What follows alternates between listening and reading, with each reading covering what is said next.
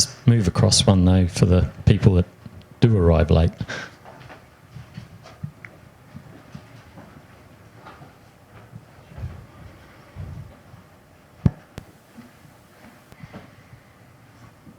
You right? Righty-ho, it's time, so we will start right now. My great pleasure to introduce Marshall Kirk-McCusack, who is not doing anything about Linux. Isn't that great? BSD, something real. Please welcome him. Okay, well, it does seem appropriate, that you should know that there is other technology out there, and it is open source, so you can go and, never come up with a good idea when you can steal a better one. This is a narrative history. Narrative means I'm not going to use my laptop. Instead, what I'm going to use is some written notes and just work off of those. I actually made a little note on here that I should talk about the history of talking about BSD. These notes were written as I was going to the first conference where I presented this, which turned out to be the Australian Unix Users Group meeting in Perth in 1986. Now, it turns out that in the previous decade, they had finally completed a single gauge of rail line across Australia. And so the government had begun running a train, which is known as the Indian Pacific Express. It runs from the Indian Ocean, which is to say Perth, to Sydney. And we were on this train, and I was writing the notes. So it's a little bit sort of bouncy on here as we're going across the Nullarbor Plain. And the Nullarbor Plain is really boring. You can sort of see the curvature in the earth, and every now and then a sagebrush or something will go by. So it was a great time to sit down and write my talk.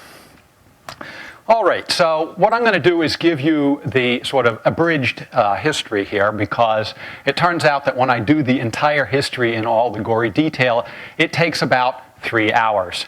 And they didn't give me a 3-hour slot. And besides which, you would probably fall asleep if that were the case. I would normally give you a lot of the sort of prehistory of Unix. The short version of this is there was a thing called Multics, which was a joint project of MIT, General Electric, and Bell Laboratories. General Electric was in the computer business at that time and was building the machine. MIT was supposed to be bringing the sort of academic expertise, and the people at the labs were supposed to be getting a certain amount of practicality into it. It was one of these systems that failed from the sense that when they were just about to get something that would work, then they'd say, all right, well, we understand that problem, so now let's, do this next thing. And so it would almost get there, and then they'd, completely change things. And it would almost get there, and then they'd completely change things. And finally, the folks at the labs got fed up with this and said, enough is enough. We're out of here. And so they exited this project, and the folks that had been working on that, which included Ken Thompson and Dennis Ritchie, were really bummed because they didn't really want to go back to punch cards on the IBM mainframe, which was the other alternative.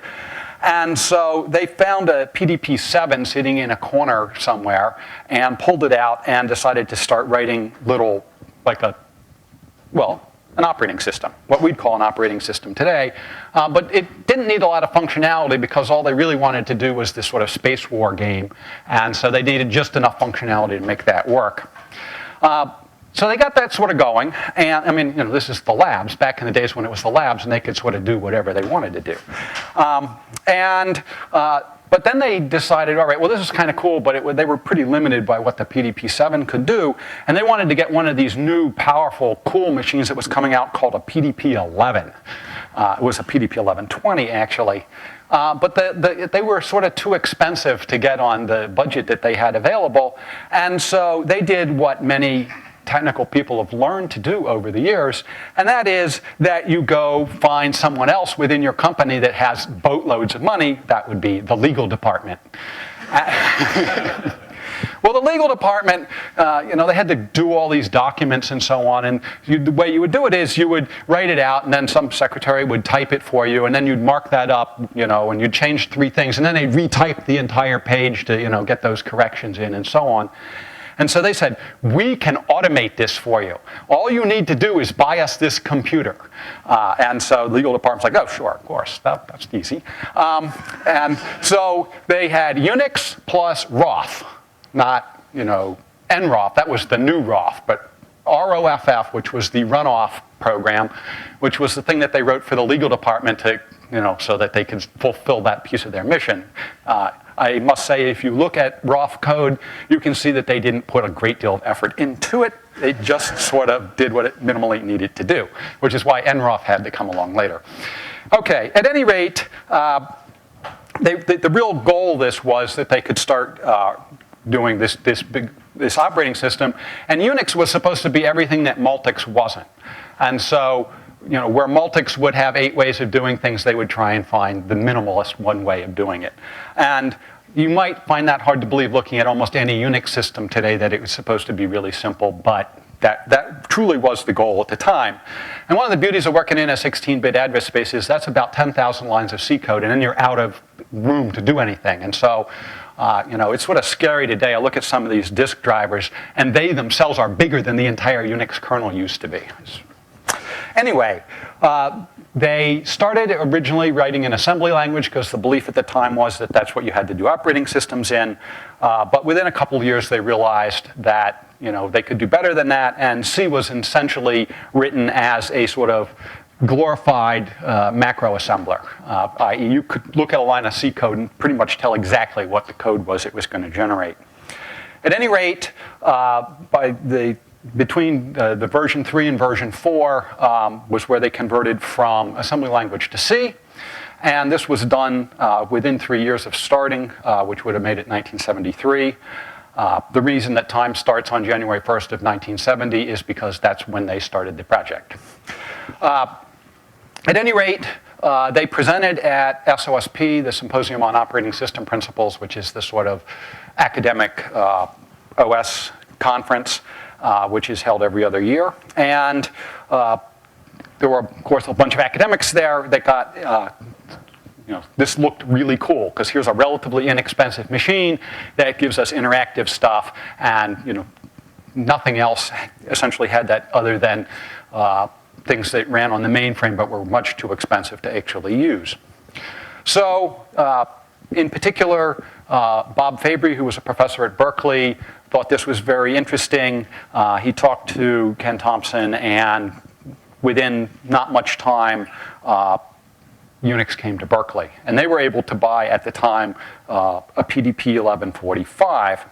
Unfortunately, the CS department at Berkeley couldn't afford an 1145 all to themselves, and so they had to share with math and stat. So they went to the math and stat department, which was much bigger and had more money, and so math and stat basically put up a third each, and the CS people put up a third.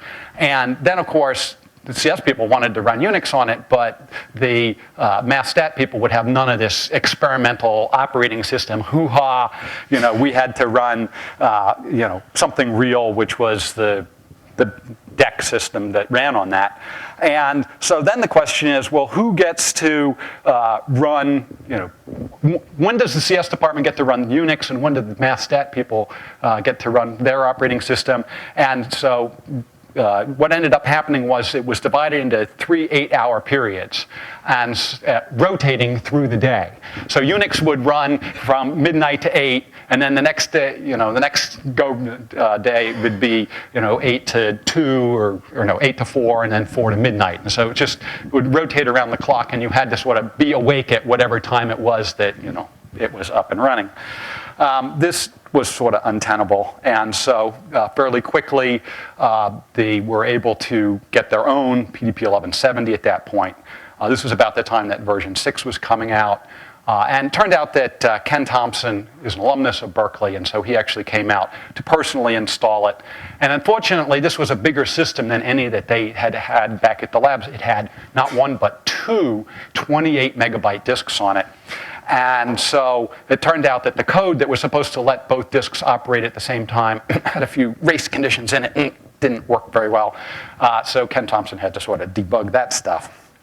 Anyway, at the same time, this had been 75, another student matriculates to Berkeley named Bill Joy, And Bill Joy sort of gets excited about this stuff and starts working with Ken Thompson, really what we would today call as a system administrator, essentially dealing with taking care of the system and doing a lot of the stuff of that sort, but also getting a chance to get his hands in and see what's going on. Now, Bill actually had the same advisor that I did. Both of us were getting our PhDs in programming languages, and so the first project he did was to write a compiler for this new language that had just come out called Pascal. And then, of course, in trying to do that, then he would be very frustrated because the only editor we had was ED, and so he got involved in doing VI, and then he didn't really like SH very much, so he did C Shell. And to this day, I can't understand how someone who was getting a PhD in programming languages could have so thoroughly botched up, the syntax of something like C Shell, but go figure. Anyway, as Bill started doing these projects, he would make them available to the rest of the world, mostly by talking them up at conferences and things. And so people would send in tapes. These are 8-track tapes, and he'd spool up. Then his first distribution was in 1977, which included Pascal and the EX terminal, or the EX editor, and a very early sort of version of VI that had term cap associated with it. Term cap was because we had 2 different terminals types, and so instead of hard coding it in there, he did term cap to differentiate them. He later told me that was the biggest mistake he ever made. He said because it allowed this proliferation of terminals that just all had bizarre escape sequences, etc. He wished he'd never done that. At any rate, that put out about 30 copies of that, and it was just called BSD. It's like, when a rock group puts out their first album, they just call the name of the album as the name of the rock group, and then what happens when they put out their second album? So it's the same thing. It's just called BSD, and so then when the next one comes out, what are we going to call it? Well, it'll obviously have to be 2BSD. 2BSD came out about a year later. It had updates to Pascal. It added C Shell at that time, and about 75 copies of that went out. It led to later things like 2.9 all the way up to 2.11, which were continued releases for the PDP-11. Bill did not get involved in those releases, but other people did that at Berkeley and elsewhere. Meanwhile, in 1978, the department bought a VAX. In fact, it was serial number 7. And this was because there was a group there that was working on a thing called Vaxima, which was this equation-solving thing that basically ran on Lisp. The problem with Lisp is that you say Lisp, and then by the time you get your first prompt, it's already consumed like all the memory on the machine, and then it's extra if you want to do anything after that. The PDP-11 just didn't cut it at all. The VAX, however, had 2 megabytes of memory, so we could really run giant stuff on this. We got of course, when it came from DEC, it had VMS on it, and there were people like Bill that said, well, of course we should be running Unix on this. There was a quick and dirty port done at the labs called 32V, but it was just literally sort of the minimal port from the PDP-11 version. So it didn't use any of the paging hardware on the VAX. It just did fixed processes. And the problem with that was that Vaxima needed more than 2 megabytes to run, and so they insisted, well, we've got to run VMS because, it's got to have virtual memory. And Bill's like, he's pulling his hair out about this. So he runs around the department and finds this guy named Oza Babagalu, his PhD is on virtual memory stuff. And he has sort of this prototype thing, and Bill says, oh, good, we'll just drop this into 32V, and then we'll have paging. And one of the things I will say about Bill is that he's very good at sort of figuring the minimal amount of work to get from where he is to what he wants. Someone asked me once to compare myself to Bill, and I said, there's nothing that he's done that I couldn't do. It's just that it would take me like 10 years to do what he does in 1 year.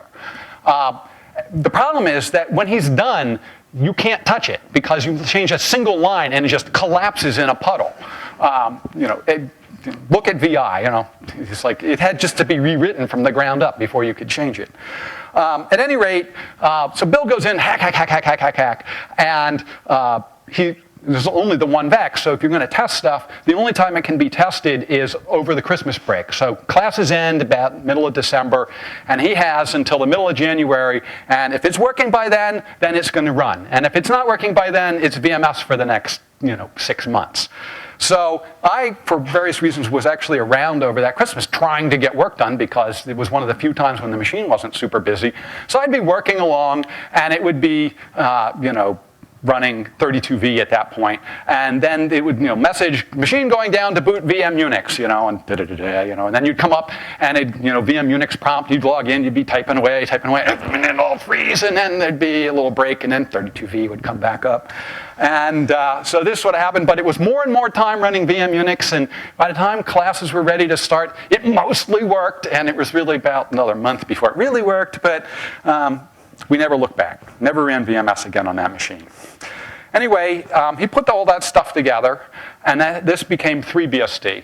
So 3BSD was the first BSD which included not just some utilities and so on, but it was an operating system and libraries and everything. So it was the first whole and complete system. And of course, BSD has been that ever since. So that was 1979. About 100 copies of that got sent out. And you have to understand now with 3BSD, we've got a whole bunch of AT&T code in there because it's a lot of the AT&T kernel and a lot of the AT&T utilities. It's really just sort of AT&T stuff with some BSD stuff sprinkled through it. So at this point now, of course, you have to have an AT&T source license to be allowed to get the BSD. So you have to understand that Bill was a student, he was developing all this stuff, and he was also the distribution coordinator. So there were several of us students sharing an office with him, because that's the way it worked. And the phone would ring, and you would just hand the phone to Bill, because you just knew it was, no one else was going to be calling. And, so the conversation would go approximately like this. Hi, yes, you want to get BSD. Okay, send me a tape, and I will put it on there and mail it back to you. Oh, you do have an AT&T license, right? Okay, good. Well, the university sort of cottoned on to what was going on here, and they decided this was perhaps not the optimal way to do this. And so they said, all right, enough is enough of this. You have to do real license verification. And Bill's like, I am doing license verification. I'm asking them if they have a license. They wouldn't lie to me, At any rate, in this sort of time frame, this is now the early 80s, or 1980 really, the DARPA begins to decide that they want to start getting a little, they have a whole bunch of different contractors that all have different machines running different operating systems using different programming languages, and it's almost impossible for any of their contractors to share code of anything that they do. Everything is, immediately has to be re-implemented. And so they wanted to pick a common hardware platform and a common software platform. And so there's a long and interesting story about, they picked the VAX, and then the long and interesting story about whether they should run VMS or Unix on it. But I don't have time to go through that wonderful little ditty. But in the end, they decided that it was going to be Unix, and that Berkeley would be would be funded to do the base system. And then, of course, one of the key things they wanted to get into it was this new networking thing called TCP/IP. That was going to replace NCP. NCP had this sort of limitation that it could only have 256 hosts, and they were fast approaching this limit. So, but they didn't really trust Berkeley to do like TCP/IP because that was like this complicated networking protocol. So that would be handed off to, who was it? BBNN, thank you. Handed off to BBNN to do. And then all that Berkeley would do would be to design the API, so the socket interface, basically. And so, at any rate, the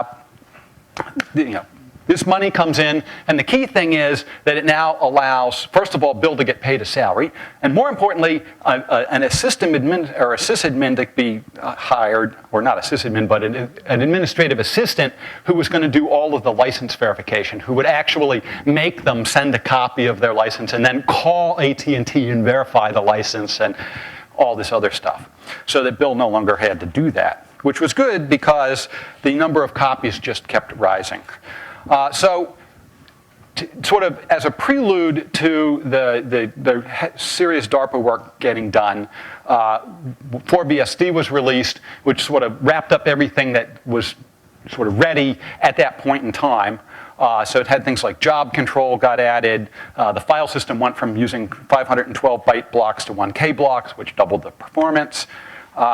They had auto reboot. Up to that point, you had to manually deal with it. Franz Lisp, Deliver Mail, which you heard about earlier today, and that came out in October of 1980. And about 150 copies of those got distributed. Remember that one copy goes to like a university and gets completely used on all of their machines, or a company gets one. So 150 copies is very wide usage.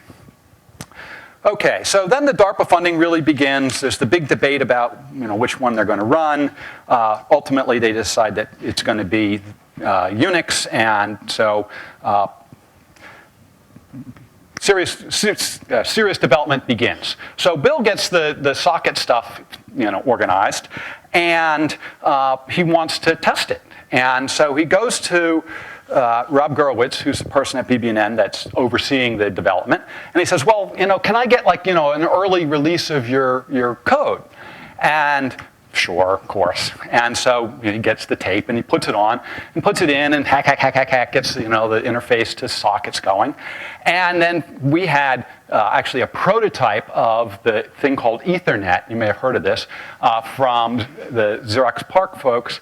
But it was the early Ethernet, so it only ran at 3 megabits, not 10. So we had the two machines and this 3 megabit Ethernet between them.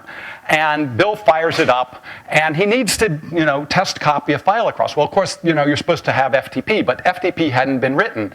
So he did this little fast hack called RCP. And then in order to do remote login, we were supposed to write telnet, but well, we didn't really have time for that right away. So he did a little fast hack thing called rlogin.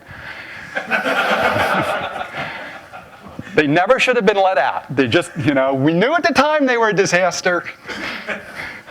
But at any rate, so he fires up RCP and copies the file across. Well, BBNN had this great layering, and there was a state machine and all these things in there that, the way you're supposed to design code. But in Van Jacobson's words, layering is a great way to design protocols, but it's a crappy way to implement them. They're really inefficient. And so Bill fires this up and tries to copy a file across. Well, all that BBNN had been running on were the 56K backbones. We had a VAX 750, which was 0.7 MIPS, and it was so much computation that you completely saturated the CPU by the time you were getting 56 KB throughput. Well, Bill was going to have none of this. I mean, we have 3 megabits. Why we want to get that bandwidth out of here. So hack. We have this state machine. We'll just turn that into a big switch statement with a few go-tos between them for the state transitions, etc. Right. Anyway, he had it so that you could copy a file from one 750 to another over 3 megabit and get the full bandwidth. Okay, so anyway, there's another sort of interesting story that I don't have time to tell, but it's how I got sucked into writing this little file system thing. Bill had done I had sort of an outline of what ought to be done, and I needed a summer job for various bad reasons. And he says, well, here, just do a little prototype of this, And so I did this as sort of a summer project, and of course, got sucked in and spent 18 months getting it all working, because he didn't tell me that I had to do dump, restore, FSCK, etc. Anyhow, we finished this up, and we actually released sort of an early release of this. And what we wanted to call it was 5BSD. 1BSD, 2BSD, 3BSD, 4BSD. What do you call the next one? 5BSD.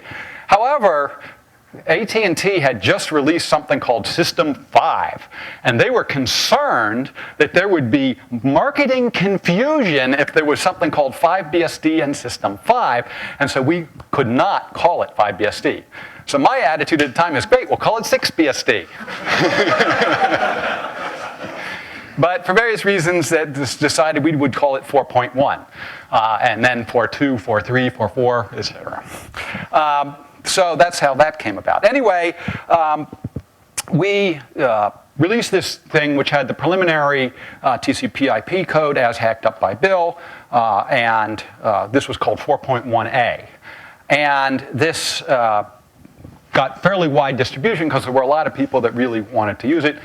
A lot of people really hammering on it, a lot of bug fixes and enhancements and other things.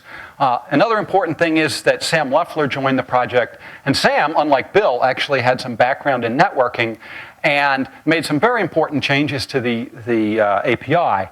Notably, it used to be that when you'd have a TCP socket and someone would connect to it, that port was tied up until you finished whatever you were doing. So if you had an SMTP server on port 25 and someone connected, no one else could connect to port 25 until that TCP, that session was done. And Sam's like, no. Believe it or not, you might want to have more than one incoming mail connection at a time. Bill's like, oh, really? So anyway, the API got changed to add the accept system calls to, essentially pop off connections as they come in, which was an important improvement. At any rate, I finished up the file system. That system was released along with these bug fixes as 4.1b. Then there was all the revision to signals. Again, it's an interesting story, but one I won't go into. That came out as 4.1c.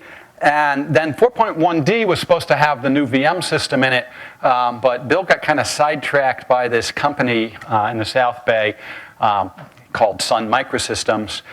He, of course, went off to be one of the founders of it, and then tried to convince me that I should go along. And I said, well, Bill, I'm only a year away from my PhD, and I know that you say I can finish my PhD if I'm there, but I know startups doesn't work that way, and besides which, this is the workstation market. Apollo's got a 3-year jump on you, they've got all the applications locked in, how do you ever expect to succeed, And he's like, oh, open, blah, blah, blah. Yeah, right, okay, I'll talk to you when I'm done. Well, it took me 18 months to finish my PhD, and by that time, Sun was like, out there running, and the interesting stock options were gone. But I was a consultant to Sun and port the Pascal compiler for them. So I ended up getting a few thousand shares of Sun stock, which ultimately turned to be quite valuable. Which is why I can, just wander around the world and give talks like this these days. At any rate, the VM system did not get done at that time. Instead, there was too much pressure to release 4.2, which we did. And that would have been in August of 1983, and about 1,000 copies of this got shipped out. So it was still, at that time, the predominant Unix system that people were using. They would buy the AT&T license, they'd put the tapes on the side, and they would just immediately get the BSD and drop it on there. So it was sort of the heyday of the BSDs, certainly. Problem was that it wasn't open source because there was all this AT&T code, so you had to have an AT&T license. At the time, it was cheap to buy an AT&T license, and so that wasn't really much of an issue. However, the folks from BBNN had finished TCP at this point and had sent us the final thing, and were dismayed to discover that we hadn't put it in. Well, again, there's a very long and amusing story here I don't really have time to tell all of, but what ultimately happened was that Berkeley and BBN agreed to have a bake-off.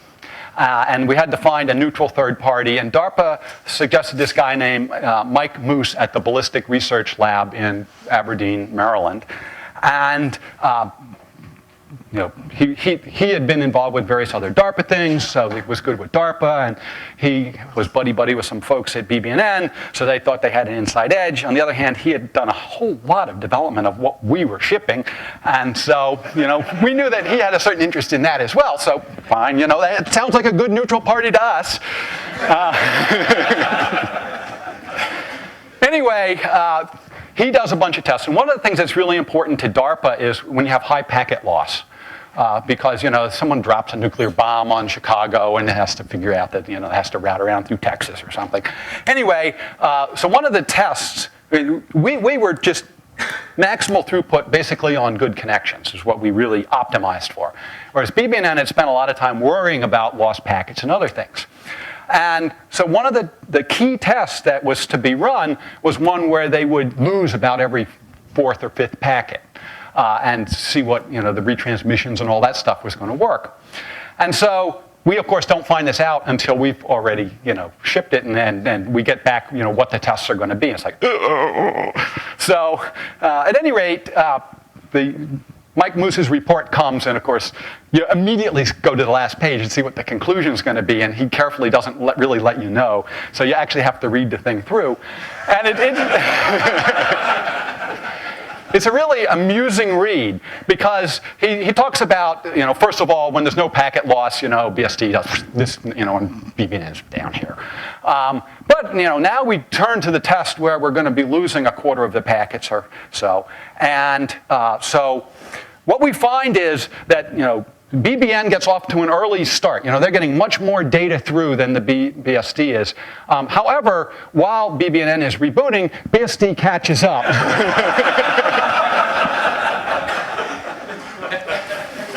I guess you can figure out where it went from there, because of course our whole point was ours was better debugged. At any rate, that held up the release of 4.3 for a very long time. I mean, almost a year while all of this argument was going on back and forth. Finally, we got blessed to release that, and we did it.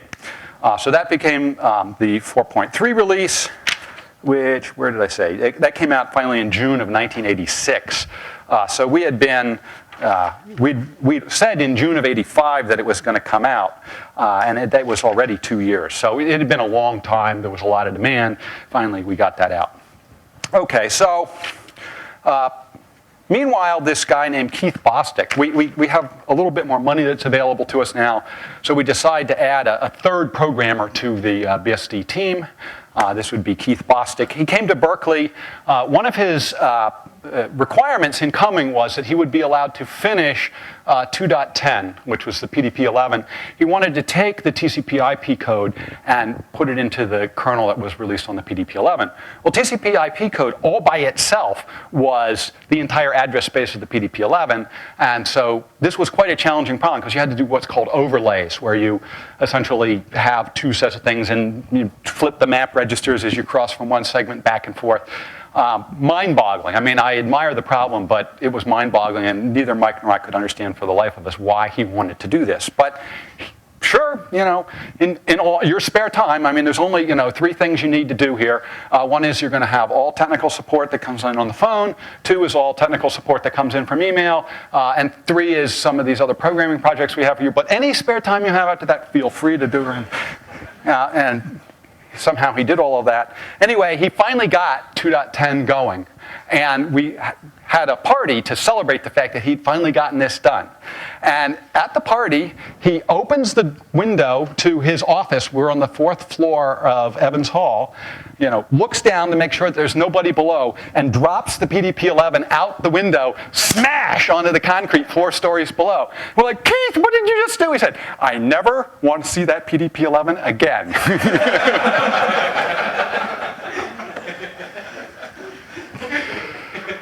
Okay, so after that, we had his full attention on what we were doing. So at this point now, AT&T, which used to sell their source licenses for about $20,000, had started raising the price. So by this time, it's about $250,000, and that's to run it on one CPU, one machine. And there were a bunch of people that wanted to build these products, which were sort of cards that you could plug into PCs, because PCs were so feeble that they couldn't really run networking. So you'd have to build a separate card that had its own CPU on it that would do the protocol, and then you would just sort of stuff the things back into the PC. And they needed a TCP/IP stack. They wanted to get the one from Berkeley. We, of course, had completely written that ourselves. There was no AT&T code. The only networking that was in AT&T was UUCP. So they said, well, could you release just the networking stuff under a freely redistributable license? And Keith was really hot to do this. And so we went through and we took all of the TCP/IP stack and sockets and all that out. And then we threw in Telnet and FTP and regrettably RCP and RLogin and put this out. And we called this Networking Release 1, which again, we were ready to release it in about 1988. It took about a year to talk to the Berkeley lawyers to get them to sign off on doing this. They, of course, saw dollar signs. We're going to make all this money. But luckily, we'd been funded by DARPA, and one of the things we could show them in the DARPA contract was that this had to be made available, freely because it had been paid for by the government, and so it's to the people. And this is Berkeley, so you can have some great arguments with the lawyers on this line. At any rate. So we get this license written, and it's, we tell them, well, it has to fit in every file, because of course they wanted this thing that was, 19 miles long. We said, no, we have to put that in every file. There wouldn't be enough room on the tape if we had to, have this huge thing in every file. So we got it down to what's now referred to as the Berkeley license. In fact, it had 4 clauses, and the newer ones today have only 2. But at any rate, we put this out, and this was a wild success. We figured we'd sell 3 copies. One would go to UUNet, who would put it up, and everyone would just download it for free. But it turns out you could pay $1,000 to Berkeley to get it, and to our amazement, about 1,000 people sent in their money because they wanted that piece of paper signed by the Berkeley lawyers saying, this is freely redistributable. It's great for us. It was like, that was our budget for several years. Okay, so we decided, we continued doing our development of the mainline system. The next system that should come out was 4.4, but Mike Carls, who was sort of organizing when the distributions ought to come out, had this thing in his mind of what 4.4 was supposed to have in it. And he wasn't going to call it 4.4 until all these things were done. And so we started coming out with 4.3 Tahoe and 4.3 Reno and all these sort of intermediate releases. And then finally, when Mike eventually left and I was totally in charge, 4.4 came out, even though it didn't have everything that Mike wanted to have in it. So we did the Tahoe release, and that was primarily to support a second architecture. And then the next interim release after that was 4.3 Reno. That had the new virtual memory system. Again, I don't really have time to tell that whole story, but we essentially started from mock. We didn't like the API, but the code was pretty solid, so we brought that in and then put the mmap interface on it as opposed to the messaging stuff that they used. Also, NFS came in at that point in time. I'm sorry. But the sort of the real driving thing that was happening at this point was the release of Net 1 had put pressure on us to release more. There's lots more cool stuff in there. Can't you release it? And Keith Bostic, in particular, was really gung-ho. He was like, we should do this. And Mike and I are like, Keith, it's one thing to get the kernel, but there's all these utilities and all this, it's just too big of a project. So if you can figure out something to do with the utilities and libraries, you let us know, and then we'll talk about the kernel. And then we figured that was the end of it. We weren't going to hear about it anymore. But we underestimated Keith. Keith, of course, couldn't do this himself, so we would go to Usenix conferences, and Keith would put up a list of all the utilities and libraries that needed to be rewritten. And the thing was, rewrite these utilities, and then you'll get your name in lights. You'll contribute it to Berkeley, and we'll say how wonderful you are. And that sort of works for a while. Someone will do LS and CAT and stuff like that. But when he started getting things like TROF and some of the nastier bits of the C library, and so he comes marching into our office and says, well, I've got it, 2/3 of the utilities and nearly the entire library. How's that kernel coming, guys? And I looked at Mike, and Mike looked at me, and we're like, we can't really use the same technique you're using. So we set about trying to figure out, well, where's the AT&T code? Because the way you do C code is you don't rewrite everything. You go grab a piece here and grab a piece there and put it together and sort of glue it together. And so stuff that might have originated over in the terminal driver somehow ends up over here somehow.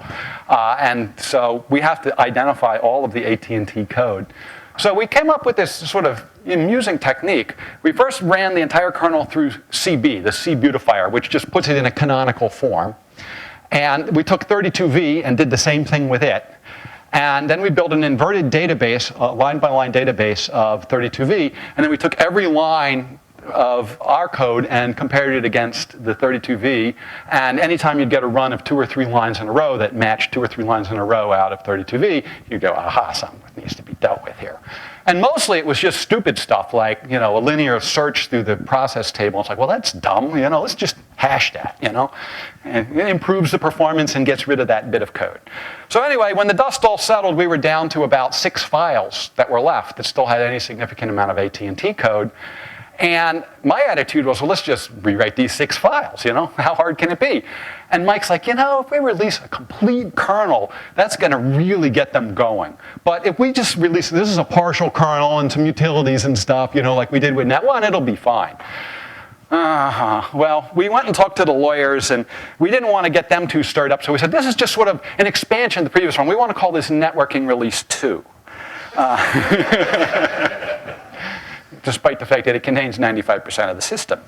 And most of the stuff that we threw out was like the console driver for the VAX.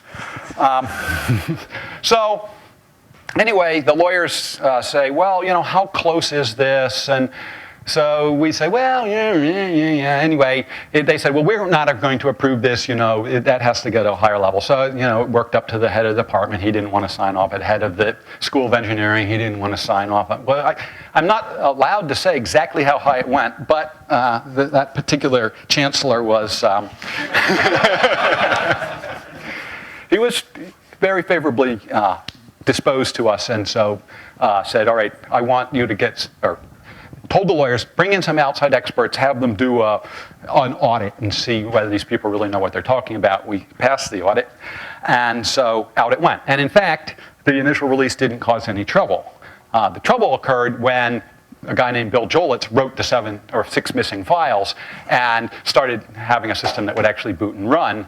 And then the second problem was that Mike had left to start a company called Berkeley Software Design Incorporated. And being technical people rather than marketing people, they sort of did a few tweaks that wouldn't really be optimal. For example, they got the phone number to order. It was 1-800-ITS-UNIX. And they ran marketing campaign, Unix at 1% the cost of what you have to pay AT&T. And anyway, this caught AT&T's attention. They didn't like it, so they sued BSDI. Well, BSDI, remember I told you could pay $1,000 and get a thing signed by the university saying that this is freely redistributable? They said, hey, here's this letter from the University of California. It says it's freely redistributable. All we did was write these 6 files. Which of these 6 files do you want to discuss with us? Well, of course, they really had written those, and they were completely clean. And so the lawyer or the judge that was overseeing the case was about to throw it out as pointless case. And so they were forced to sue the university in order to stop it. And so now you have, instead of like huge company against little tiny thing that's going to get just obliterated, now you got huge company against immovable force. And anyway, this is where I began my career learning about being an expert witness. One of the things that I'll remember to this day before I went into my first deposition was being prepped by the lawyer, in which he said, now remember, a deposition is like getting a proctored exam from Captain Hook.